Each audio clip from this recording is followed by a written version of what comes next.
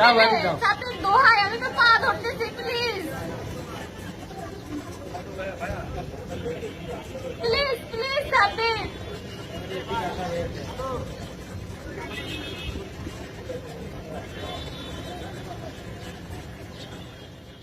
জঙ্গলের রাজা টারজান বয়ের মতো যশোর শহরের সিটি প্লাজা বহুতল ভবনের কার্নিশে কার্নিশে ৮ ঘন্টার অধিক সময় ধরে ঝুলে থাকেন সাব্বির। ফায়ার সার্ভিসের পাশাপাশি প্রেমিকাকেও আনা হয় ঘটনাস্থলে, যাতে সাব্বিরকে নামানো যায়। তবে প্রেমিকার ডাকেও কাজ হয়নি। তুই বান্দরের মতো ঝুলে থাকবি, মানুষকে এখানে পাহারা দিবে না, কি করবে? বাসার ইচ্ছা আছে, বাসার ইচ্ছা আছে, কি বাসার ইচ্ছা আছে? যদি বাসার ইচ্ছা থাকে তাহলে নিচে নেমে আয়।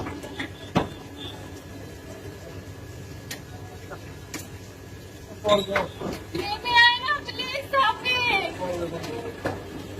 এই এই সাবির, সাবির বললে তুই মই দিয়ে নামবি। সাবির,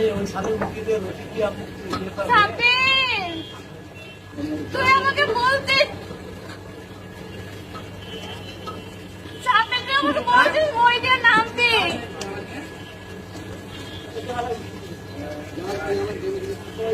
তুই বলছিস মই দিয়ে নামবি, তাহলে নামোস না কেন?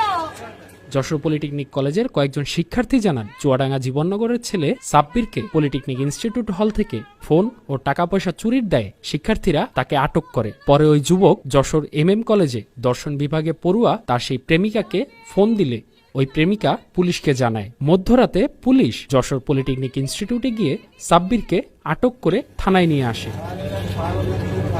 সাবির,